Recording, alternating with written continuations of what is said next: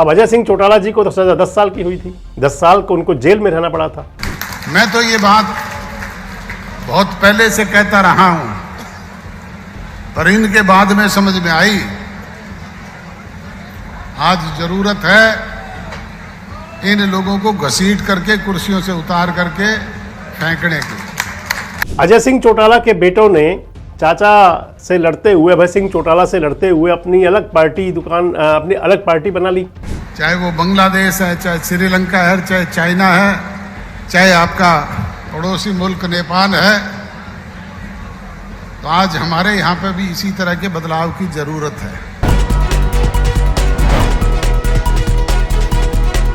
दोस्तों नमस्कार, मैं संजय मग्गू और मौजूद हैं देश रोजाना के डिजिटल मीडिया मंच पर। हरियाणा के बड़े नेता रहे हैं, सांसद रहे हैं, विधायक रहे हैं। सांसद तो हरियाणा से रहे और विधायक बनने का मौका उनको हरियाणा में भी मिला और राजस्थान में भी मिला। अपना राजनीतिक दल बना करके अपनी पेरेंटल पार्टी को पीछे धकेल दिया था। हरियाणा की सत्ता के अंदर, हरियाणा के शासन के अंदर किंग मेकर बनी थी उनकी पार्टी। नाम है उनका अजय सिंह चौटाला। अजय सिंह चौटाला चौधरी ओम प्रकाश चौटाला के ज्येष्ठ पुत्र, चौधरी देवीलाल के ज्येष्ठ पौत्र। आज अजय सिंह चौटाला का जन्मदिन है। सबसे पहले तो हम उनको जन्मदिन की बधाई दे देते हैं, और इसके साथ ही एक दूसरी बधाई उनको इसलिए कि वो अब 2029 में जब चुनाव होगा तो 16 साल बाद वो चुनाव मैदान में होंगे। आज ऐलान हो गया इस बात का। और तीसरी बात इसलिए कि अजय सिंह चौटाला वापस जननायक जनता पार्टी के फिर से सुप्रीमो हो गए। हालांकि सुप्रीमो पहले भी थे, लेकिन अब लगता है कि ऑफिशियल वही चलाएंगे पार्टी को। बीच में दुष्यंत चौटाला चला रहे थे बीच में। आपसे पूरी बात करेंगे कि आखिर ये बधाइयां किस चीज की। तो मैंने आपको बताया, एक तो उनका जन्मदिन है, बधाई बन गई। दूसरी, वो पार्टी उनकी है, कोई भी चला ले, बेटा चला ले, बापू चला ले, कोई चला ले, एक ही बात है, लेकिन बधाई उसकी भी। तीसरी बात उनको इसलिए कि वो अब चुनाव लड़ने के काबिल हो जाएंगे और घोषणा हो गई। दरअसल इंडियन नेशनल लोकदल के सांसद थे उस समय डॉक्टर अजय सिंह चौटाला, जब हरियाणा के अंदर जेबीटी भर्ती टीचर जो मामला था, जिसको घोटाले का नाम दिया गया, जिसको एक षड्यंत्र का नाम दिया गया। लोकदल के लोग षड्यंत्र कहते हैं और सरकार के जो पक्ष के लोग थे उस समय उसे घोटाला कहते थे। उस मामले के अंदर हरियाणा के जो पूर्व मुख्यमंत्री थे ओम प्रकाश चौटाला जी, दिवंगत ओम प्रकाश चौटाला जी, उनको भी सजा हुई थी 10 साल की, और उनके साथ में डॉक्टर अजय सिंह चौटाला को 10 साल की सजा हुई थी। अजय सिंह चौटाला की जो सजा है वो 2022 में पूरी हो गई। 2022 में पूरी हुई वो सजा। और जो प्रावधान है एमपी एमएलए कोर्ट का, जो उसके अंदर ये कि अगर किसी व्यक्ति को, किसी भी नेता को 3 साल से ज्यादा की सजा हो जाए तो फिर वो अगले 6 साल के लिए भी चुनाव लड़ने के लिए अयोग्य हो जाता है। अब अजय सिंह चौटाला जी को तो सजा 10 साल की हुई थी, 10 साल को उनको जेल में रहना पड़ा था। हालांकि वो जेल कैसी थी कैसी नहीं थी इस पर बहुत लोग चर्चाएं कर चुके हैं, उस पर चर्चा करना कोई बहुत जरूरी भी नहीं है। वो दौर ऐसा था, खासकर चौटाला परिवार के लिए, पूरे के लिए, चाहे वो ओम प्रकाश चौटाला जी थे और चाहे वो अजय सिंह चौटाला जी थे, जिनके लिए इसे आप उनके वो बुरे दिनों का दौर कह सकते हैं। परिवार टूटा, पार्टी टूटी, सब कुछ छिन्न भिन्न हो गया उसके बाद से। अजय सिंह चौटाला के बेटों ने चाचा से लड़ते हुए, अभय सिंह चौटाला से लड़ते हुए अपनी अलग पार्टी बना ली, राजनीतिक दल अपना अलग कर लिया, जननायक जनता पार्टी हो गई।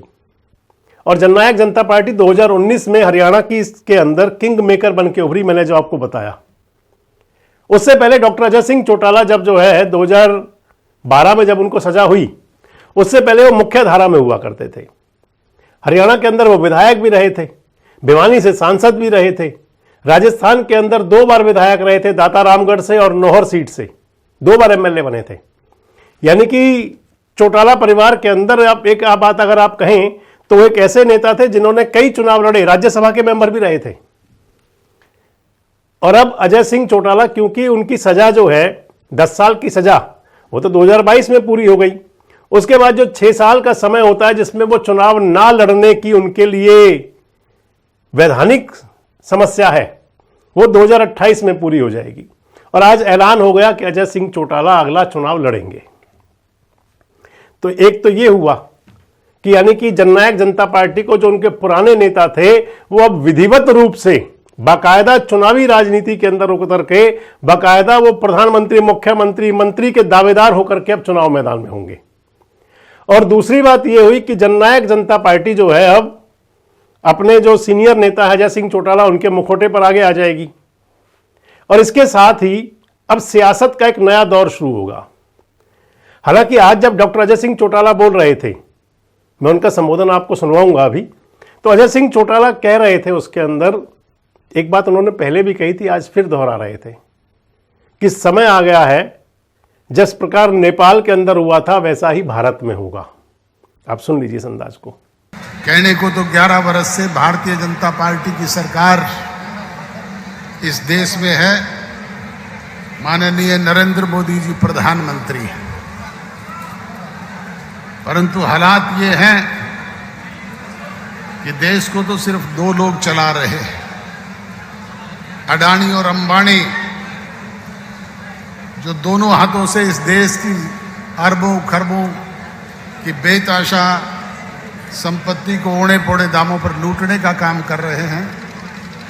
और सरकार में बैठे हुए लोग उनके पैसे पे विदेशों में जाकर के मौज लूटने का काम करते हैं।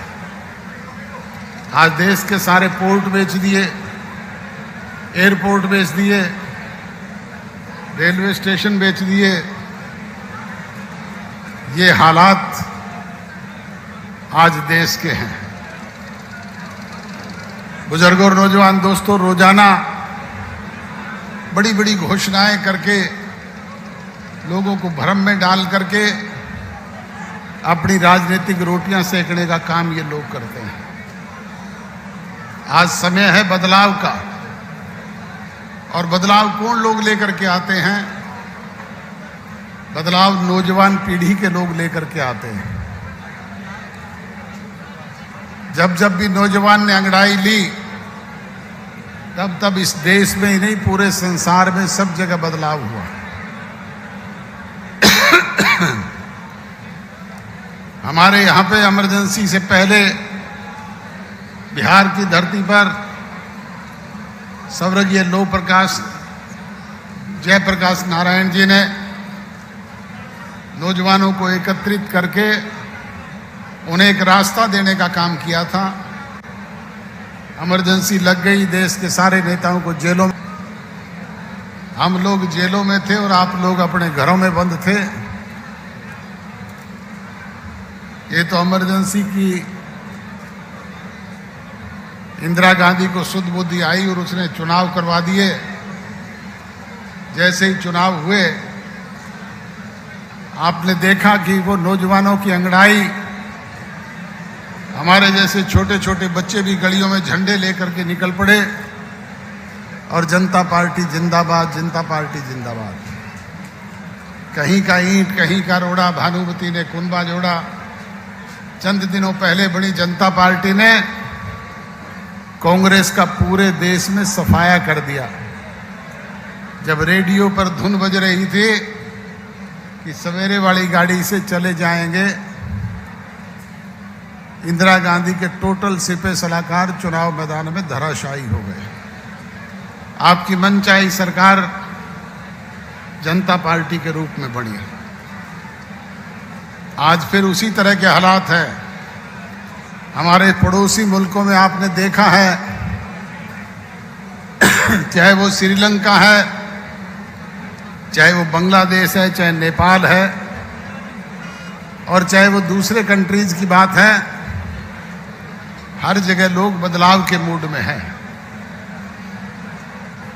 और लोगों ने ऐसे लोगों को सड़कों पे दौड़ा दौड़ा करके ना केवल पीटने का काम किया, बल्कि सत्ता से बेदखल करके अपनी सत्ता बनाने का काम भी किया है।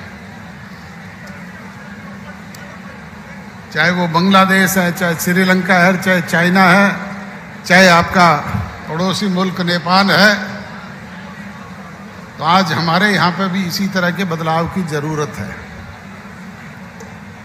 ये बात मैं कहूँगा तो भारतीय जनता पार्टी के लोगों को फिर चिरमिराट लगेगा। मैं तो ये बात बहुत पहले से कहता रहा हूं, पर इनके बाद में समझ में आई आज जरूरत है इन लोगों को घसीट करके कुर्सियों से उतार करके फेंकने की। और वो कौन कर सकता है? वो आप और हम सब मिल करके कर सकते हैं। हालात इस तरह के हैं कि नहीं है अब देश में। तो एक तो ये हुआ कि अजय सिंह चौटाला चुनाव लड़ते रहे थे और अब फिर लड़ लिया करेंगे आगे। लेकिन दूसरा जो अंदाज है उनका, जो ये कहने का कि जनता इलाज करेगी, तो इसके क्या मायने हैं? क्या अजय सिंह चौटाला बताना चाहते हैं, क्योंकि आज उन्होंने अंबानी अडानी का भी नाम लिया, कई बातें कही। अगले वीडियो में आपसे बात करेंगे कि आखिर 5 साल 4.5 साल जब सत्ता में थे भारतीय जनता पार्टी के साथ जेजेपी के नेता, तो उस समय क्या उन्हें अडानी और अंबानी की याद नहीं आती थी? वैसे आपको क्या लगता है कि अजय सिंह चौटाला के चुनाव लड़ने से जननायक जनता पार्टी में क्या कोई इजाफा होगा उनके ग्राफ में? और अजय सिंह चौटाला आगे कौन सा चुनाव लड़ सकते हैं, लोकसभा या विधानसभा? कमेंट बॉक्स में जरूर बताएं। जुड़े रहें हमारे साथ, देखते रहें देश रोजाना। हमारे साथ जुड़े रहने के लिए सब्सक्राइब करें देश रोजाना के YouTube चैनल को और नई वीडियो की नोटिफिकेशन पाने के लिए बेल आइकन जरूर दबाएं। अगर आप ये वीडियो फेसबुक या इंस्टाग्राम पर देख रहे हैं तो पेज को लाइक और फॉलो जरूर करें और ज्यादा से ज्यादा शेयर करें।